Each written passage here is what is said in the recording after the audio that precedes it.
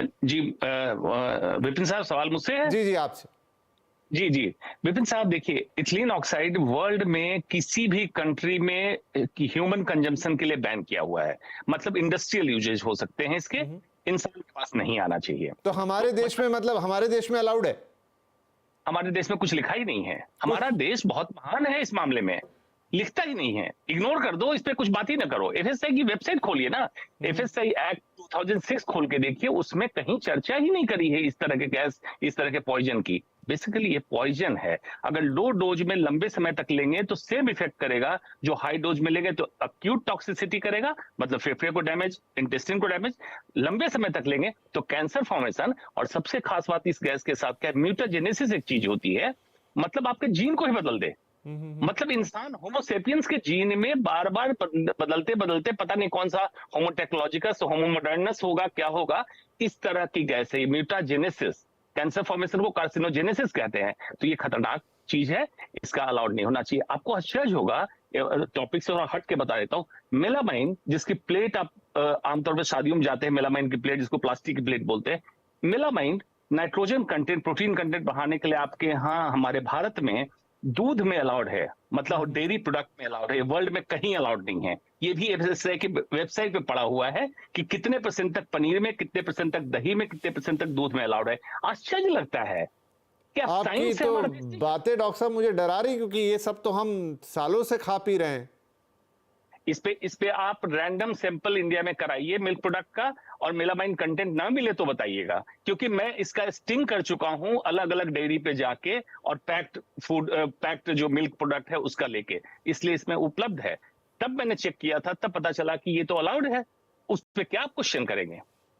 हम्म, शिखा जी, तो बड़ा गंभीर सा मामला है, क्योंकि देखिए अब तो हमारी लाइफ 70% पैकेज फूड की तरफ चली गई है। मतलब हम सारे ही ऐसे खाने कंज्यूम कर रहे हैं जो काफ़ी, अब देखिए आटा फॉर एग्जांपल, पहले हम आटा पिसवाते थे, अब आटा जो कि जिसका डेली कंजम्पशन, चलिए आदमी ने चिप्स किसी दिन खा लिया, कोई और पैकेट फूड किसी दिन, लेकिन आटे की रोटी तो हम एक उदाहरण के तौर पे बात कर रहा हूँ, डेली खाते हैं। लेकिन अब शहरों में तो कोई आटा पिसवाता नहीं है, आटा चक्कियां भी गायब हो गई हैं। आप पैक्ड आटा खरीदते हैं। डेफिनेटली एक पैक्ड आटा जिसको कई महीनों तक चलना है, पहले दुकान में रहना है, गोडाउन में आना है, आपके घर में आना है, आपके घर में भी 1-1.5 महीने चलना है, डेफिनेटली उसमें प्रिजर्वेटिव होंगे। तो ऐसे तो अब हम हर चीज में प्रिजर्वेटिव की तरफ चले गए हैं। यहाँ पे मैं थोड़ा-सा आपको एक एग्ज़ाम्पल देना चाहती हूँ, कि जैसे आप बहुत से आपको बाहर मार्केट में लिक्विड फॉर्म में हर्बल जूसेस मिलते हैं, हम्म, और उसमें एक प्रोडक्ट उसमें ऐड होता है, एक प्रिजर्वेटिव जो कि फॉर्मेल्डिहाइड से बना होता है, जो कि जैसे हॉस्पिटल्स में उसमें मतलब it sounds gross but dead bodies को प्रिजर्व किया जाता है। तो उस टाइम मुझे ये एक क्वेश्चन आया कि भाई क्यों हम वो चीज यूज करें जो कि हमें पता है कि वो डेड बॉडीज को यूज, वही चीज वहां पे यूज होती है। ऑफ कोर्स कॉन्सेंट्रेशन और बहुत सारी चीजें अलग चीज हैं, हम्म, उसमें मैं नहीं जाऊंगी, बट वो कंपाउंड वो है।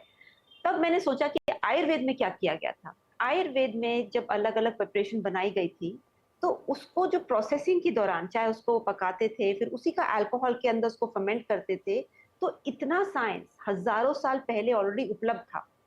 हमारी प्रॉब्लम ये है कि वी आर ओके, हम बहुत ओके हैं, हम कैजुअल हैं कि चलो इतना अलाउ कर दो। हम उस चीज पे आगे रिसर्च नहीं करना चाहते कि what is the non toxic and human centric way of preserving and getting products in the market, जिसको जरूरत ना पड़े इन सब टॉक्सिक्स की। ये एक शॉर्टकट हमने लिया है, एज एज एन इंडस्ट्री हमने ये शॉर्टकट लिया है कि चलो यही चीज इसमें भी डाल दो। मुझे लगता है कि ऐसा नहीं है कि सॉल्यूशंस नहीं है, सॉल्यूशंस हैं, प्रोवाइडेड पहले हम उन सॉल्यूशंस की हम उसकी नीड समझे। जैसे कि अगर 5,000 पहले अलग तरह के कषाय, अलग तरह के फर्मेंटेड प्रोडक्ट्स और दवाई के रूप में बनाए गए थे, और जो वो दिए जाते थे पेशेंट को, तो उसी के अंदर वो फर्मेंट होता था, अलग से कोई ऐसी केमिकल्स नहीं इस्तेमाल हो रहे थे उस समय में। तो अगर उस समय ये साइंस उपलब्ध थी, तो आज हमें क्या हो गया है कि हम साइंटिफिक दौर को मानते हैं अपने को, और हम नॉन टॉक्सिक जो है उस उन प्रोसेसेस को हम नहीं अपना सकते। नहीं नहीं शिखा जी, आप सही कह रही हैं, और मुझे लग रहा है कि ये तो बहुत अब एक ऐसे वक्त में हम आ गए हैं जहां अगर अभी हमने इन सब चीज़ों पर ध्यान नहीं दिया तो स्थिति बहुत बिगड़ेगी, क्योंकि कंजम्पशन के पैटर्न इतने हाई हैं, इतना मार्केट फ्लडेड है, और अगर उस पर कोई कंट्रोल नहीं है, उसके ऊपर कोई नियम कायदे कानून नहीं, जैसा डॉक्टर साहब कह रहे हैं कि हमारे यहाँ तो अब नियम होगा तो उसका पालन या ना पालन करने की बात आएगी, लेकिन अगर कोई नियम ही नहीं है, कोई कायदा ही नहीं है, कोई डिस्क्रिमिनेशन नहीं है, या कोई आपको बताया नहीं गया कि आप इसे लेंगे कि नहीं लेंगे, तो ये बहुत गंभीर बात हो जाएगी। चलिए एक छोटा ब्रेक लेते हैं। ब्रेक के बाद मैं खुद भी थोड़ा सा कंफ्यूज हो रहा हूं, क्योंकि ये बातें सुन के बहुत अजीब सा लग रहा है।